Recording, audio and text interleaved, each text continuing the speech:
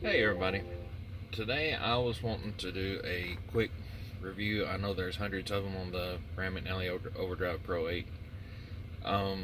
Most of them that I've watched are really good reviews. I'm actually looking for a new GPS and I've got this one, and as far as the GPS, the routing and the maps, great. They're really good. But things that I haven't really seen anyone do is, like, say, there's this is the last Rand McNally product that I'm probably going to own, because it has been pretty much a nightmare. They say don't even charge it by this, but it's everybody I see with one has had to go to using this because the dash mount doesn't work. It doesn't last. What it does is, say you have a full battery, okay? Now, I do use the Wi-Fi. I like to use the Wi-Fi. I think I should be able to use the Wi-Fi on it because, you know, that's kind of what I paid for. Now, I do have it connected to, I have it in a pickup truck right now, and it does have the Wi-Fi built in. So I like to do the weather. I like to do the traffic. Now, that's, like I said, this is a really awesome concept if it worked as it should. Now, Rand McNally has had this thing about as much time as I've had. They've replaced 2 batteries. They've replaced the charger like 3 times. It's just been back and forth, okay? And what I'm still running into is if I try to use the base, the actual magnetic base that came with the tablet, well, you only get about 6 hours battery life. While it's charging, it doesn't keep up with the battery usage. So the battery level will go down even though it's on a charger. You get about 6 hours. Now, to me, that's just ridiculous. And if you plug it in here, well, you can use it all day. You can use the Bluetooth. You can use all the extra features that it came with, you know. But what good is it if it doesn't work on the mount? That's one of my biggest aggravations with the Overdrive Pro 8. The other is they don't tell you when you purchase it or on the box. I think it is on the box, but you got to look for it, that it doesn't run Google Play. You can't get any of the Google apps on it. So a lot of the things that I had intended to use this for, I can't use it for because it doesn't support Google Play. So if you're thinking about using a couple of the apps that I used to have to use, like I believe it was Transflow and a few other apps that I was going to use, that the company I was leased to use, you know, I was thinking I'll buy this thing and it's got a tablet built into it, an Android tablet. Well, I can use this for all my work stuff, my business stuff, and just use my phone for, you know, making phone calls and such. And I have to keep all of my receipts and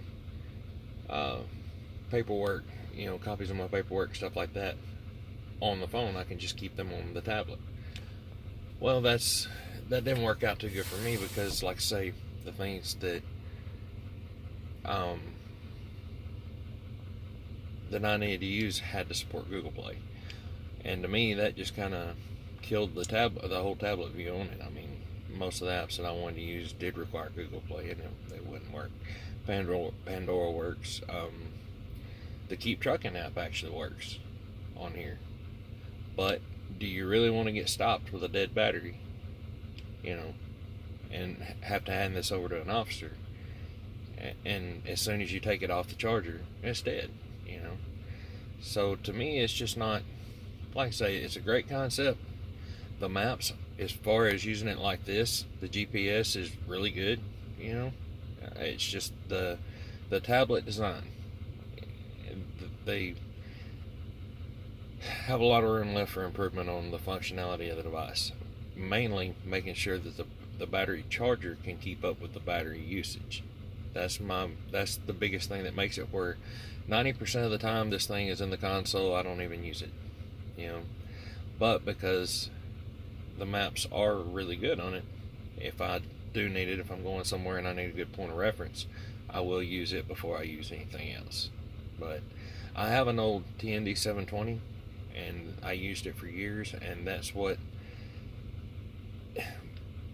it's really great too, as far as the maps go, but once I got up to a certain point, I can't update anymore. I can't update the maps anymore, you know. So, like I say, I saw a lot of reviews on this thing talking about how great it was. I just wanted to, you know, when I was looking, I went through a lot of, you know, I researched it every which way I could, because this is an expensive device. Before I spent the money, I wanted to make sure I did all the research I could on it, and I didn't see any kind of negatives really. Well, the main negatives that I've got with it, you see the battery is completely depleted. Well, if you take it off the charger for just a few minutes, you know, say an hour, well, if you're using anything on it, it's done. Now, if you turn the Wi-Fi off and leave everything off, you can if you turn every single thing off, then it'll stay charged up overnight, even for a couple of days. But as soon as you turn the truck GPS on, it won't last. I mean, it has a very limited battery life. If you turn the Wi-Fi on, anything like that, it even adds to it more. The Sirius radio, alright, whenever I bought this thing, I was in my Kenworth, my big truck, and I was thinking, man, that's awesome, you know, because not kill two birds with one stone. I get this, I get the Sirius radio and all that stuff without buying the other unit that you have to have, you know what I mean. Yeah, it worked for about a week, and it would freeze up horribly, and Ramit actually sent me another base, the charging base, which that's where your Sirius radio receiver is actually in the base, and yeah, it still didn't work that great. The Bluetooth connectivity, they have a really good concept here. It's just, it's got a lot of bugs. If you're thinking about purchasing one of these, the Overdrive Pro 8, find someone else who's got one. Ask as many people as you can. I could have just had a really bad run of luck with this one, and you may have great luck with yours. Do all the research you can. Ask as many questions as you can.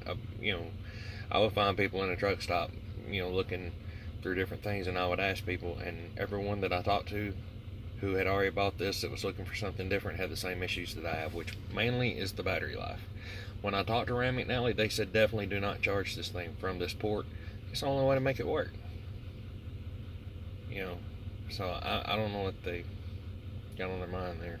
I think it, in all honesty, I think it should be, like, I don't know how they do that, if it's like a recall or what you do, but yeah, I definitely, absolutely do not feel like I got what I paid for on this. All I feel like I got was an updated version of the maps on a, you know, on a nicer screen, you know. And another reason I wanted to buy it was because of the mount. It had the magnetic mount. You pull it off, put in your information, and then stick it right back to the mount. It's no good if the mount doesn't charge. Anyway, it's just kind of a review. I've had this thing for about 1.5 years, and like I say, as far as the maps, it is responsive. I mean, if you as soon as you touch something, it's there. It doesn't have a lot of lag in it. And like I said, there's a lot of other videos that would give a lot better review than what I'm going to give, as far as how to get in depth with your settings and all that stuff. I just wanted to basically just kind of show some of the issues that I've had, and that other people that I know who have bought this product have had. You know, just kind of so you know what you might be getting into if you buy one. And as far as this one goes, I have no intentions of sending it back to them again. I've dealt with them till I'm blue in the face, and they tell me absolutely don't use this because this can overcharge or put too much power to the unit. But if it blinks out right now, I'm just going to call it a loss and trash it and buy something else. But anyway, I hope this wasn't too boring. I hope some people found this informative, especially if they're looking at buying this unit. And yeah, I hope it helps somebody. I wished I would have seen a video with the negatives, some of the negatives, before I bought this one. I definitely would have done more research and probably not bought it. So, especially not at the price I gave for it. I think out the door I was $742. I bought it right after it came out. So, anyway, I hope everybody's having a great day. Thanks for watching.